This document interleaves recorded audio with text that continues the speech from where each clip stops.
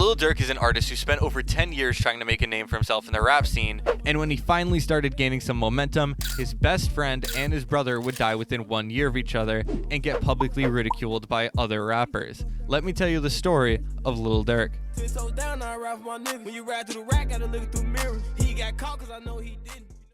Durk Banks was born in Chicago, and within the first 7 years of his life would see his father get a life sentence, police search his house and seize over $8 million, and his mother be left with no money and no reliable income. This would mean Durk, his older brother D-Thang, and his mother would miss meals for years to come before Durk decided that he wanted to make some money for his family himself and follow in the footsteps of his father by selling illegal substances.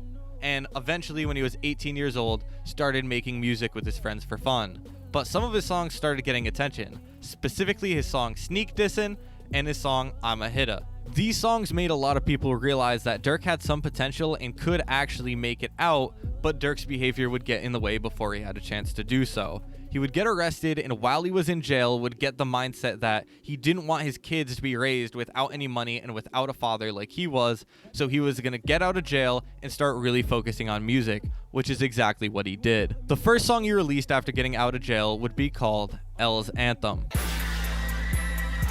L's up for them The song would get millions of streams and solidify Durk as a rising star in the Chicago scene, but a lot of people think it also has a lot to do with the violence that we see 11 years later today in Chicago. That's because in this song, Durk would diss a lot of people and get some blood boiling between some gangs in the area, but either way, it did get millions of streams for Durk and was the first huge hit of his career. The momentum from L's Anthem, his new hit called This What You Want, and the combination of Lil Reese and Chief Keef bringing a ton of more attention towards Chicago rappers would get Durk an opportunity to sign with Def Jam, which he would take immediately. He saw this as an opportunity for him to start really making money in the rap game and for him to support his family just like he envisioned 2 years ago. With that being said, his behavior would get in his way one more time when he got arrested almost immediately after signing with them. Despite him getting out of jail within 1 month of the arrest, Def Jam decided that he was just too much of a risk with his track record and that they didn't want to invest nearly as much money as they had originally planned in Durk. With that being said, they still wanted him to release a ton of pop songs, which wasn't even Durk's style at the time, and this would result in Durk having to make a name for himself without any real budget behind him and without being allowed to make the music that he wanted to make. Despite these circumstances, he was still able to make an XXL freshman list with Def Jam and also release the songs Like Me featuring Jeremy and My Beyonce with Dej Loaf. Baby, I know she working. After these hits, it would take him 2 entire years to come up with anything remotely on the same level when he eventually dropped India and Make It Out on his Sign to the Streets 2 album. At this point, it was clear that Lil Durk wasn't the pop star that Def Jam was hoping for, and they weren't really happy with his inconsistency as an artist. Now, if you look at all the hits that I mentioned up until this point, it was very pop-oriented, and Lil Durk never envisioned being a pop artist. That wasn't who he was, and that was not who he blew up as. So after 5 years with Def Jam, and what could be considered a failure of a 5-year run, Durk decided he wanted out of his contract, like many artists before him. But this is not known to be an easy situation to be in, because labels almost never let you out. So Lil Durk manned up, went to the label, and asked them to release him and for him to be a free agent again. Now, they actually did it. Def Jam just agreed that they would negotiate. They got some of their money back with Lil Durk. It wasn't free, but he worked out the terms and he was free to sign with any other label, and that's exactly what he did when he signed with Alamo. Now, around the same time that he signed to Alamo, before I expand on that, he had 2 major things that happened. A, he met Future, and B, he met India. India is a girl he would date for a long time, and Future is another rapper who had a lot of experience already at this point. The advice that they gave him was that he needed to spend his money smarter to have long-term money, and that his behavior was going to cost him millions of dollars because nobody wanted someone who was threatening other artists and getting in trouble for having weapons on them all the time around any kids or at certain venues where he could cause some problems. So Durk decided that he would change his behavior. He would start investing in certain different companies. He would start buying furniture for his house instead of just having hundreds of people there with nothing to sit on. and he would start cleaning up his act and stop directly addressing other artists. Now, with his decision to sign to Alamo after having a terrible run with Def Jam, was oriented around them promising him that they would let him do whatever he wanted with the music, whatever he wanted with the releases. They would obviously control the release dates, but that they believed in him as an artist and would take a very hands-off approach as a label. All they would do was help him market and pick good release dates, which Durk loved the idea of.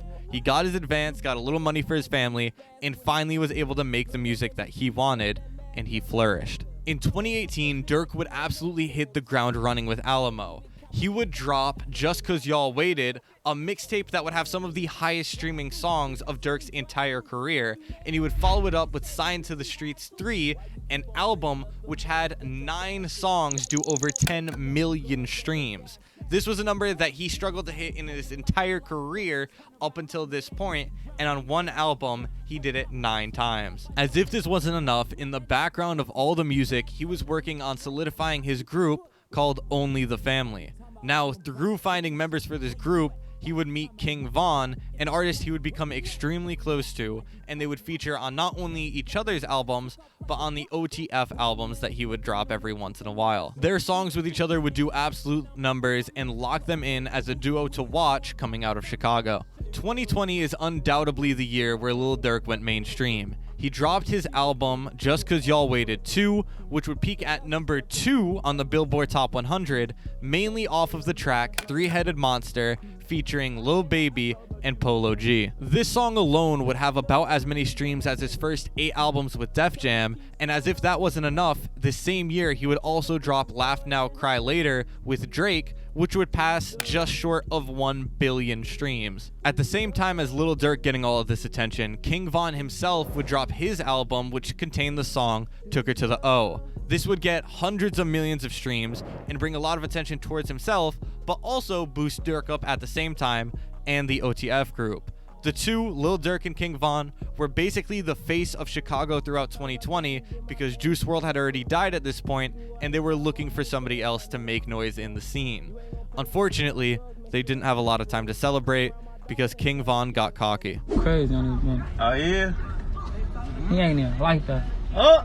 On his ass now. On his All that ass. cap. You got cap in your raps. In the clip that I just showed you, King Von would take shots at NBA Youngboy for no obvious reason, saying that he lies in his raps.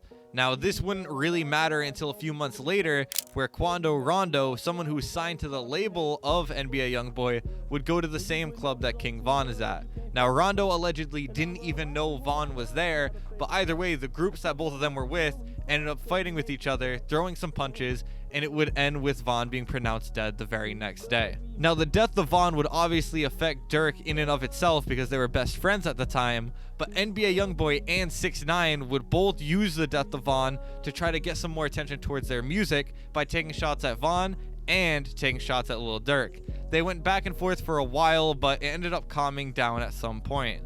In the next 9 months, Durk would have an amazing album run, where he dropped one album a few months later that actually had a King Von record on it that would get a lot of attention. He dropped an OTF album, which would get a lot of attention, and he had a collaboration album with Lil Baby that would perform very well. This was potentially the best that Lil Durk has ever done in these 3 albums, but once again, he wouldn't have time to celebrate when his brother, D-Thang, would pass away. As you might have unfortunately guessed, this is where 6ix9ine and NBA Youngboy would resurface their feud, where they would take shots at Durk saying that he can't protect his friends, he didn't do anything to get revenge from them, and that everyone around him was dying and he wasn't doing anything about it.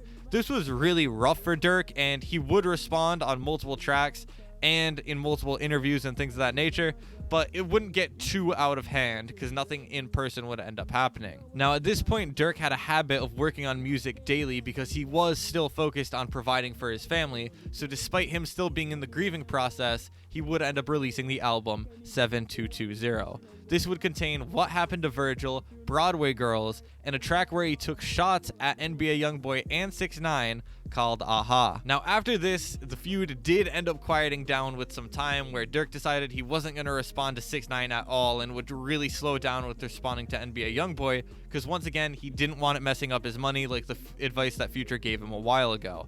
so he would quietly start working on another album, which he just released on the day of this recording, called Almost Healed. In this album, a lot of people are expecting more of a sentimental thing where he talks about maybe Vaughn, talks about his brother, and it's not necessarily gangster rap, but we still expect to see some of that because that's what his fans absolutely love. The only thing is, when he originally announced this album, NBA YoungBoy made moves to diss Durk and drop an album on the same day. With that being said, Durk pushed his album back probably because his label made him do so, and instead would drop a feel-good track with J. Cole on this day, potentially making NBA YoungBoy look a little bit silly, but we're not entirely sure if that was Durk's goal. Durk said that he was going to stop dissing NBA YoungBoy in his interviews leading up to this album release, because he said he doesn't need to diss YoungBoy to get streams like YoungBoy clearly does with him. Whether or not this is true is yet to be seen, but it seems like this drop is going to end up meaning a lot for Durk in his future, because if he doesn't do those numbers, you best believe we're going to hear more from 6ix9ine and from NBA YoungBoy. Thank you for watching, I hope you enjoyed, and let me know what you'd like to see next.